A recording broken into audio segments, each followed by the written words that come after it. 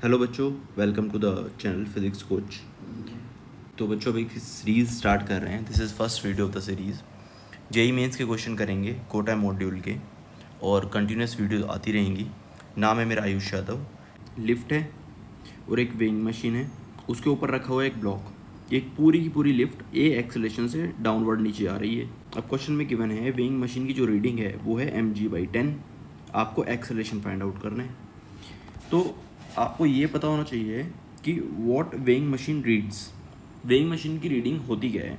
Weighing machine पे जितना force लगाओगे आप, मतलब वेइंग मशीन पे जितना आप नॉर्मल फोर्स लगाओगे वही उसकी रीडिंग होती है। तो नॉर्मल फोर्स वेइंग मशीन पे एन लग रहा है। वेइंग मशीन पे नॉर्मल फोर्स लगा कौन रहा होगा बच्चों?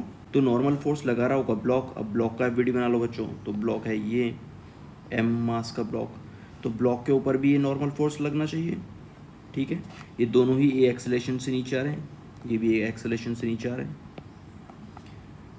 अब ये है हमारे पास नॉर्मल फोर्स, एक इसका वेट भी होगा बच्चों, वेट ऑफ द ब्लॉक। मैं साइड में बना रहा हूँ ऐसे mg। अब क्या करना है, सेकंड इक्वेशन लिख दो। इसका मोशन है डाउनवर्ड, तो mg जो है नेट फोर्स डाउनवर्ड होना चाहिए। mg minus n equals to mass into acceleration. अब उसने बोला रीडिंग, जो n की वैल्यू है, m की वैल्यू है mg/10। तो बच्चों आपके पास आ गया mg minus mg/10 equals to ma। m cancel out कर दो, a की वैल्यू कितनी आ गई बच्चों यहाँ से 10g minus g divided by 10.9g metre per second square. चलो नेक्स्ट क्वेश्चन पे चलते हैं। तो लेफ्ट वाला ब्लॉक और राइट वाला ब्लॉक एक स्ट्रिंग से कनेक्टेड है। उस स्ट्रिंग की लेंथ बच्चों कितनी है? 12 है, और एक कॉमन पॉइंट है। तो इस कॉमन पॉइंट से दोनों के बीच की डिस्टेंस जो है हाफ हाफ डिवाइड हो जाती है। अभी हमें यहाँ क्या बताना है कि इस कॉमन पॉइंट पे विच ब्लॉक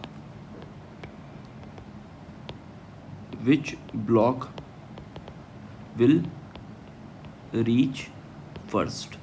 तो कौन सा ब्लॉक पहले पहुंचेगा इस कॉमन पॉइंट पे। मेरी बात सुनना, केवल ये क्वेश्चन जो है वो लैंग्वेज का है। जब हम इसको छोड़ेंगे at t equals to zero. अब देखो इन दोनों का जो मोशन है बच्चों, मोशन है किस डायरेक्शन, यहाँ तक कॉमन पॉइंट तक आने के लिए इस डायरेक्शन में इनको मूव करना पड़ेगा। तो इस डायरेक्शन में अगर मुझे पूरे टाइम पीरियड के लिए जिस ब्लॉक का एक्सेलरेशन ज़्यादा होगा वही ब्लॉक पहले पहुँचेगा। तो बच्चों ये केवल लैंग्वेज का खेल है, तो आप मेरी लैंग्वेज ध्यान से सुनना बस। देखो इस डायरेक्शन में फुल टाइम पीरियड के लिए, सपोज टी टाइम पीरियड है, फुल टाइम पीरियड के लिए जिस ब्लॉक का एक्सेलरेशन सबसे ज़्यादा रहेगा वही सबसे पहले पहुंचेगा।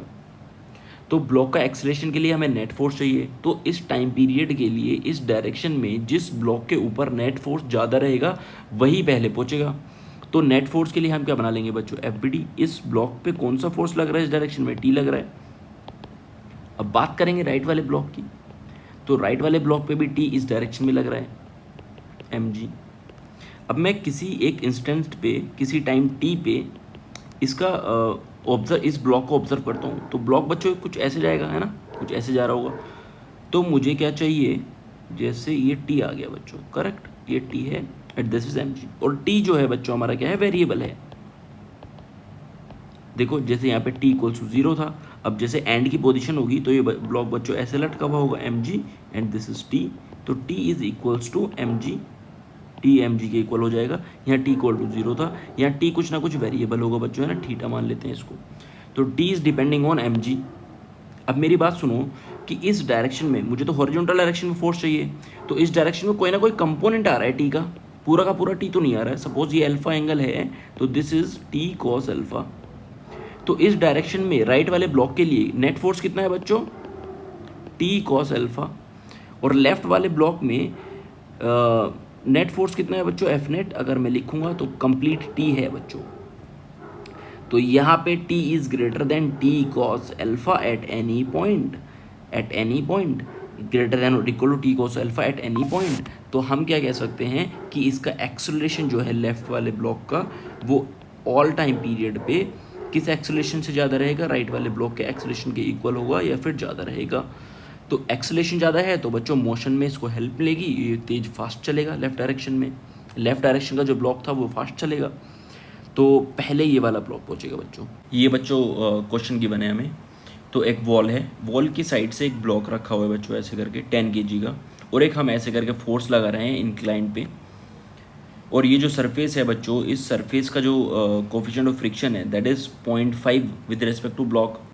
Minimum value of F to start the upward motion of the block. तो वो मिनिमम वैल्यू चाहिए आपको जिससे कि वो मोशन स्टार्ट कर दे। उससे अगर थोड़ा सा भी हम छोटा सा भी फोर्स बढ़ा दें तो बच्चों इसका एफबीडी ड्रॉ करते हैं। तो ये आ गया अपना ब्लॉक। तो ब्लॉक पे सबसे पहले तो हम लगाएंगे वेट हो जाएगा इसका बच्चों mg। तो मैं डायरेक्ट 100 न्यूटन लिख रहा हूँ, g की वैल्यू 10 है। अब ये जो हमारा फोर्स था बच्चों, ये ऐसे करके फोर्स था F, इसके दो कंपोनेंट ले लेंगे। तो ये हो जाएगा बच्चों एक कॉस कंपोनेंट और ये हो जाएगा बच्चों sine component. F sine 37 sine 37 होता है बच्चों 3/5, so this is 3/5 and cos 37 4f/5 हो जाएगा बच्चों यहाँ पे। और इस डायरेक्शन में एक नॉर्मल रिएक्शन लगेगा, ये नॉर्मल रिएक्शन हो गया। एक फ्रिक्शन फोर्स आएगा बच्चों। अगर हम अपवर्ड मोशन देख रहे हैं तो वर्ज ऑफ अपवर्ड मोशन देख रहे हैं तो फ्रिक्शन को मैक्सिमम वैल्यू कितनी प्रोवाइड कर सकता है फ्रिक्शन बच्चों, म्यू इंटू नॉर्मल रिएक्शन। तो this is friction force, maximum friction force offered by the surface. अब सारे फोर्सेस को आपको इक्विलिब्रियम में रखना है to get the minimum force required to move it up. अब जैसे ये फोर्स है तो this force should be greater than equals to 100 plus 0.5 n। तो अगर हम देखें all forces N direction equals to 0, तो n की वैल्यू तो बच्चों डायरेक्ट आ गई यहाँ से 4f/5। तो यहाँ 4f/5 रख देंगे, दिस इज 0.6f। अगर हम इसको इक्वल रखते हैं plus 0.5 into 4f/5, so this will be 0.6f 100 plus 0.4f। तो बच्चों ये आ जाएगा हमारे पास 0.2f इक्वल्स टू 100। f की वैल्यू आ जाएगी 100 divided by 0.2 which is 500 Newton. ठीक है बच्चों, मिलते हैं नेक्स्ट वीडियो में अगले कुछ क्वेश्चंस के साथ। तब तक के लिए टेक केयर, बाय।